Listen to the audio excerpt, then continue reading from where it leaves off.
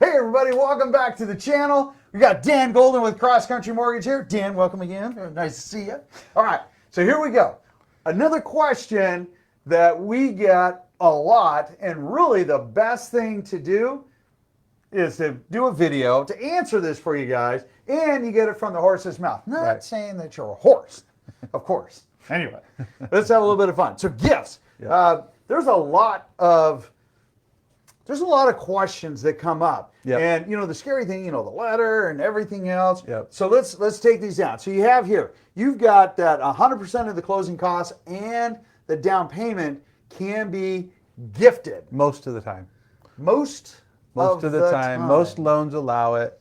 If you're putting minimum down on certain jumbo type financing, they will require that you have some of your own down payment money. Okay. If you're putting 10% down on a jumbo loan, you got to put 5% of your own, and you can have 5% a gift. Okay. But those are just rare occasions. Anytime you have a jumbo loan, typically with 20% down, if it's at least 20% down, it can all be gift. Okay. It's only jumbo loans with minimum down that won't allow 100%. So most every other type of loan out there besides that I Right. just mentioned will allow 100% gift. Really? Yes. I am up for adoption. Okay. I'm not adopting. Gift me, you know, for a down payment. I'm always looking for another house. Yeah, yeah. Right? Okay. So super cool because a lot of folks did not know this. And Yeah. it allows, you know, hey, you know, to help either a family member or son or daughter, which is another thing because now I think they also have, you can gift to actually an elderly parent now, if I remember correctly. You can give to any family member. Okay. And they're also on a certain types loan. There is a little bit of different rules on FHA versus conforming. Okay. With rules around gifting. FHA even allows you to give a gift if you can establish a long-term relationship. So maybe you have a friend that really you raised because their parents passed away or something like that. Right. And you raise them. They're not your official family member, but you can establish that relationship. Or maybe you've been dating someone for a very long time. Right. And you're helping that person buy a house. Okay. And you're going to get married in the future or something. You There can you go. establish, hey, we have a long-term relationship. We're probably going to get married. They're not a family member. They can give a gift. They can still do that gift. It takes a little extra step. That's only on FHA loans. Conventional loans always has to be a gift, no matter what. No matter what. Has to be a relative. Okay. Yeah. All right. And guys, understand it's super cool because even though we break this down into manageable little sound bites for you, hey, the best part is you can reach out to Dan at any time. We'll put his contact information down below. And listen, if you know of somebody who's looking at or could really use a gift, and you say, you know what, gosh darn it, that fits my relationship, or that fits a situation that we know exists. Well, guess what? Reach out to Dan and he'll help you walk through that process. Right. Super cool. Make sure you subscribe and have your friends subscribe so that we can share this free information with others. All right, Dan, this one right here. Whoop. Yep. Let me get rid of number 3 there because we put it down there. The gift letter. The gift letter sometimes, without a doubt, can tank a transaction. That's right. And I want you to be as clear as possible. Is the gift letter scary? It can be. I mean, it's kind of scary to some people, not scary to others. So what I typically try to do, if I know someone's going to be using a gift, is I can send you a copy of the gift letter that has to be signed by your relative and you can read it and see the verbiage. And basically the scary verbiage is no repayment. Okay? So it says on the gift letter that you as the buyer are not required to pay it back to the relative. So, you know, if this is really a loan and it's a loan from a relative, it's okay. You can call it a gift. It's just that they have to sign that there's no repayment. Right. It's not required. The repayment is not required. You can still pay it back. There's no problem with you 6 months down the road after you buy the house giving it back to your relative. That's not a problem. But they have to sign that says it's not required. Right. The other thing is typically on most of them, you have to have evidence of funds, meaning you're going to have to put your dad or mom or grandparents, whoever's giving you that gift, you have to put their account number. And then when that money comes in, we have to match it up to make sure that that money actually came from the account that they said it was coming from. And sometimes we'll ask for a bank statement from your relative to show that they had those funds available. Right. Because they can't be a credit card withdrawal from you to them and then it goes back to you. Right. There's people try to do that kind of stuff all the time. It gets caught, so just be careful of that. But you could have, as an example, if I have a money market account and I pull my money out of the money market account, put it into my checking account, and then from my checking account I send that to escrow, you're going to need not only my checking account, but you're going to see that deposit. You need to know where it came from that point. It's not always required that we see the bank statement, right? But they're going to look at the account number, right? And then there are, again, there's every different types of loans have a couple nuances. FHA makes me get the bank statement from you. Okay. That says you had the money. If I see a big deposit, they're probably going to say, where did this come from? Just like what you were mentioning. Right. And then I need the money market account. Okay. So a lot of times we get to the end, middle to the end of the transaction. I'm going, hey, we need to get that stuff from your parents. And the parents are like, nope, I'm not doing it. Right. It's like, now you don't have a down payment. And now the transaction fails. That's right. So I try to proactively give all my clients the letter and say, show this to your parents, let them know, or whoever, show them to the relative giving the money, let them know that I might need some documentation to evidence the money so they're ready. And if they say no at that point, at least you're not already going forward on a transaction and you can figure something else out at that point. And it allows you to tuck and roll, to adjust. Maybe you get a first-time home buyer grant or another alternative. Yep. The other thing is most times when a gift is disclosed in a purchase and sale agreement, let's take it over from the lending side to the purchase and sale agreement side. There's a document that we call the 22E, the evidence of funds, or 22EF, right? And that document says, hey, here's, because we have to disclose where all monies are coming from, like with the bank, here's where the gift, this is where the money is coming from.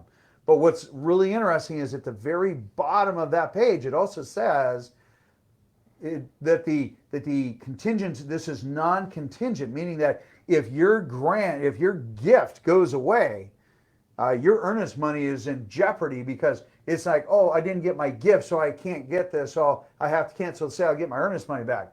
Nope, that's not the case. Then you might say, well, I don't qualify for financing because I didn't get the gift. No, that's not how that works either, because you see, the seller accepted based on the terms that you presented. And for you to just arbitrarily, back out and say, oh, yep, I get my money back, that is going to be a wee bit of a fight. And understand, you're putting yourself at risk. Make sure that you're having a very clear conversation with this. But here's the thing. This is the scariest part about this. Well, second to, hey, I have to, I can redact. I think, isn't it they have to just show the last 4 digits of the account? Yeah. So, you can redact out, you can black out all but the last 4 digits of the account, but your name has to be on it. Okay. And sure, we don't always like to give up our information, but go into it eyes wide open. This is what allows your son or daughter or a family member to purchase a home. And then they're required, hey, they can pay it back. They're not required to pay it back. Well, and the funny thing about that account number is people get really hyped up about putting their account number on that gift letter. Yeah. If you ever write a check, it's a personal check, and you hand it to the guy at 7-Eleven, Yep. Your account number is right at the bottom of that check. Right. So you're handing your account number over to people all the time. And you're writing it on that gift letter. It's only going to a few people. Everything we do is secure. Right. So no one's going to see that. So I get that a lot. Like, I don't want to put my account number. I'm scared of putting my account number on there. Sure. Something's going to happen. It doesn't. We don't file these gift letters with the government. They're just part of the file that goes to the investor, Fannie Mae or Freddie Mac. I guess that's the government, but they don't review these things. They just don't. So don't worry about that stuff. Even if I don't know what you'd be concerned about, but yeah. So that gets us to the next thing, I think. So which is, so a lot of people are out there getting kind of what I call misinformation, and they're like, oh, I can only give, $16,000 a year to my son or daughter family member. And, that's something, but that's not enough. And in actuality, $12.06 million over a lifetime. Over a lifetime. So there's a little, and you can find this online. I've looked it up many times. You will see in your research, or maybe even talking to an accountant, CPA, that after $16,000 per year, currently the limit is $16,000 per year, you can give $16,000 to a family member with tax-free. Right. After $16,000, the assumption is you pay taxes on that. That's actually incorrect. So if you give someone $216,000, for example, for a down payment, and you file and say, hey, you go to do your taxes, I gave $216,000. There is a $12.06 million lifetime exemption of gifting money to family members. So to buy a home. No, anything. Oh, anything. Okay. 12.06 million without tax implication, lifetime. So that $200,000 extra, most people think, oh, I'm going to get taxed on that. No, you're not. It's going to come off of this number. So now you only have 11.86 million available to give. Right. I know that. I don't know if that's a problem for a lot of people, but you won't pay taxes on it, and you can check on this. Most people, when I tell them that, they kind of don't believe it. Yeah. And go ahead and check it out. And there is a lifetime 12.06 million. So you will not pay taxes if you give your son or daughter or grandchild or whoever those funds. You will not pay taxes on it unless you decide to give more than this amount. Then you start paying taxes. Well, and if you gave that much, how much more do they really need? Yeah. Anyway, there you go. Who cares? All right. So other than that, very straightforward. Yep. It takes a little bit of time. You want to make sure that you get all of the documentation, in up front. Do your money transfer early. Mm-hmm. Don't wait to the last minute because, again, they have to vet where the funds came from for a lot of different reasons. Mm-hmm. So be mindful of that. Any parting words regarding gifts for these guys? Not really. I get what you just said is something actually triggered something really quick, and that is I do hear a lot of people like, I don't want to push my money into escrow until the very last minute because I'm making all this interest on it. Right. If you put it in that escrow account a week and a half ahead of the closing date, you're not losing anything. So pennies. You're losing a lot of stress is what you're losing if right. you do that. Right. So that's another thing I would recommend, whether it's a gift or just your normal down payment. Right. Get it into escrow a week ahead of time, then you're ready to roll. Yeah. If you overpay your escrow account, they will give it back to you. You're not losing that money. They write you a check. It doesn't Here go. So I try to tell people, overfund your escrow when you're going through a closing. Have it sitting there, and then there's no pressure. And then it just comes back for anything that you don't use. That's right. And that's super simple because, look, stuff happens. And the worst thing that you can do is really do everything last minute, because when you do that, if something triggers, maybe just a quick review, understand there is no such thing as a quick review. Yeah, it could be 4 or 5 business days. That's right. So be mindful of that. And you know what? Look, just reduce the stress. Gifts are absolutely fabulous way to help our kids get into things. You did it. I've done it. And it's a great way to help them get into the world of home ownership and building assets, knowing that when we move on that they are taken care of and they're on their own 2 feet. Anyway, Dan, as always, it is a pleasure. You guys, I'll see you on the next video. Make sure you subscribe.